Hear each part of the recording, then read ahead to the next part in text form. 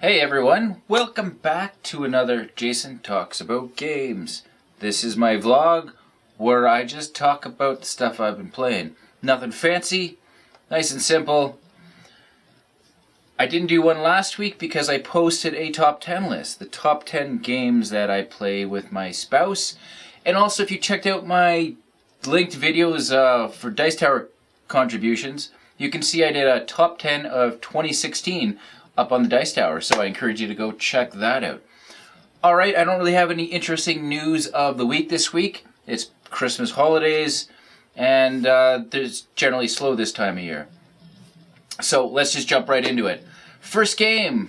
Oh, little caveat. This past couple of weeks, it's primarily, in fact, it's only been my wife and I. So I haven't played any games, more than 2 players here.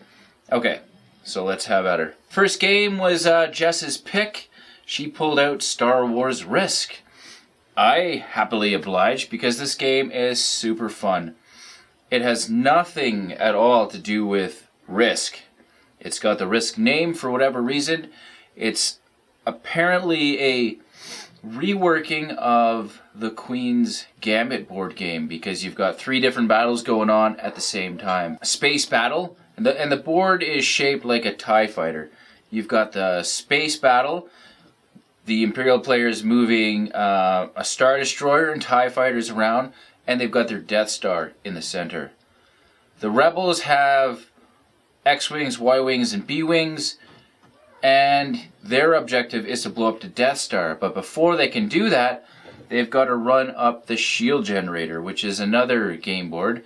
And while that's all happening, Luke Skywalker and Darth Vader are having a lightsaber battle over here. It's all done with card plays. The Rebel player and Imperial player have different decks. And each card has a multiple choice. Like you'll pick 3 of 6 cards, you'll put them face down and reveal them in order for the round. So if it has a lightsaber, you're like, okay, I'm doing a lightsaber fight first. You roll 4 dice and calculate how many hits you have on Vader. There's things that'll give you bonus cards that lets you add to the order, so you can chain reaction together cards pretty good. My wife destroyed me at this. She paid the Imperial player for the first time and just wiped the floor with me. It was incredible. She was a really aggressive, really good Imperial player. She got right in there with her Star Destroyer, dropping TIE fighters everywhere. Usually this game can come down to the last couple of dice rolls, but that Death Star, Danger Egg, just wouldn't miss. Next game, Conan. Played this game about 4 times. I've got a review of this on the Dice Tower. If it's not up right now, it's coming soon.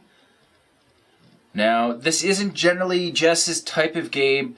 You got your dudes on the map, 1 versus many game, but she obliged me, and she ended up liking it. We've played both sides, taking turns, the Overlord and the heroes, and this is one of my favorite games. I love Conan. It was a long time coming, 2 years since the Kickstarter launched, but it was worth the wait because the mechanics in this are so good.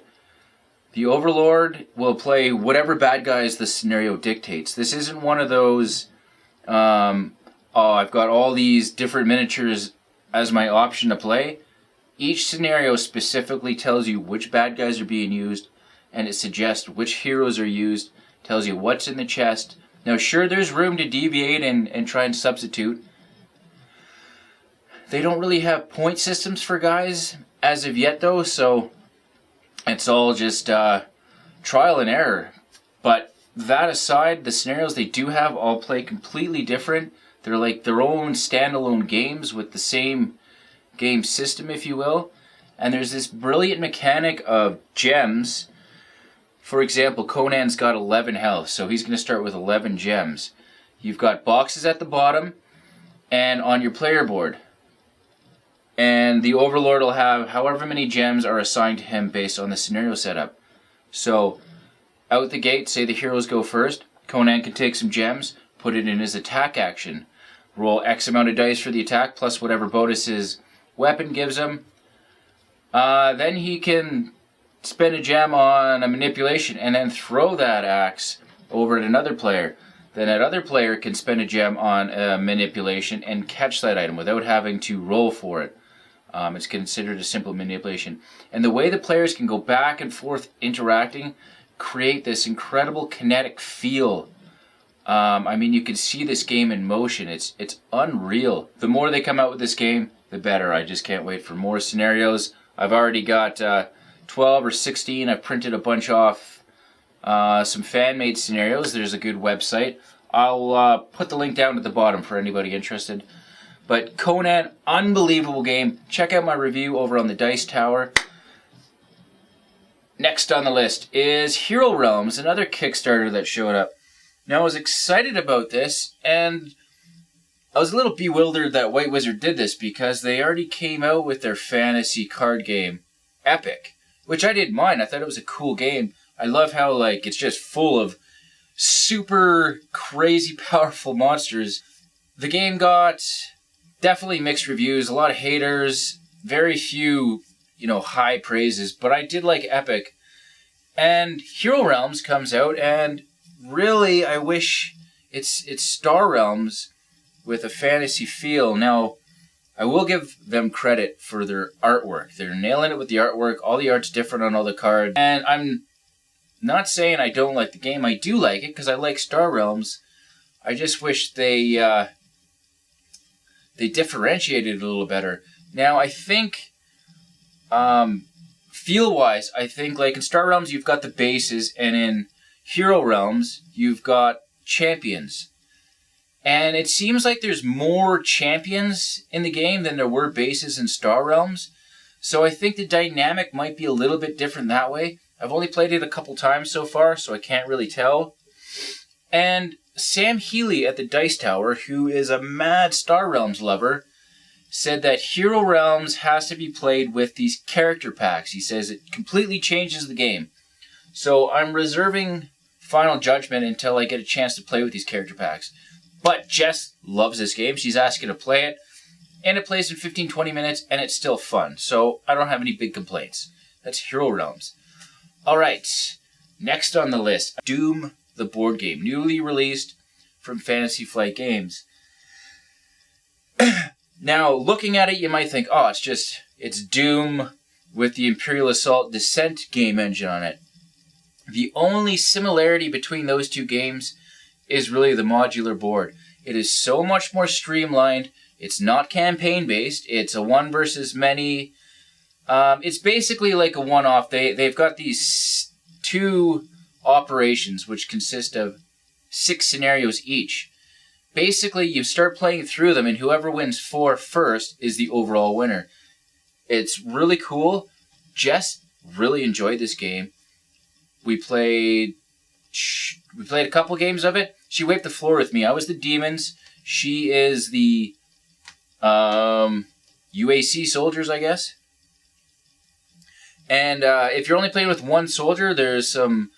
I think it's cool the way they balance it. They beef up the single soldier to make up for only being one of them. But it's got really nice card play. It's got these different You've got a starting deck of cards, 10 starting cards. You've got your 2 weapons, which will have 3 cards each. And everybody's got their 4 basic starting cards. You're going to have a hand of 3 or 4 if you're playing a solo marine. And you're going to play one of these. And the cards will give you a certain amount of move, maybe. And then it'll give you an attack. And it'll tell you how many dice you use and stuff like that. If they're in range, that's it. I like that you don't have to roll the number of range like you do in Imperial Assault and Descent. And instead of rolling dice to defend, you simply flip over the top card of your deck. There's some shield icons on the top corner, and they negate damage. It plays very fast, very fluid. It's thematic. It's got the Doom video game feel to it. It's got the glory kills. If you move into a demon's space when they've got enough damage on them, the stagger value, you get an automatic kill, you heal up, and you get a special little bonus off the glory kill deck. I'm looking forward to playing more of this, and I'm looking forward to painting up the minis. Doom from Fantasy Flight, it's a win for both Jess and I. One of my wife's Christmas presents for my dad, Unspeakable Words. It is like a Scrabble style game. Now, I once seen this back on Tabletop a couple years ago, and at the time I tried to get it, and it was a ridiculous amount of price, like $250 or something like that for this little card game. Well, it's been reprinted, and I was pretty sure my wife would like it because she's a fan of Scrabble. And basically you're playing, instead of tiles, you've got cards in your hand, and you can make words of it. And you score points based on the number of angles on each letter, instead of typical Scrabble fashion. It's also got this insanity mechanic where you roll a d20 after you score points for a word. So just say I scored a word with 12 points, roll a d20. If I roll less than the amount of points I scored on the word, then I lose one of my tokens. If I lose the last one, then I go insane. You play to 100 points. We played 2 games, and one of us went insane each time. So there's a little bit of a strategy in just, once you get kind of like Conan. Once you get ahead, you can kind of take it easy and just go for one-word answers or something. In this, if you can get a big word and roll over it, and you've got a nice lead, then you can maybe just keep doing little small words, which is what I'm going to try the next time we play.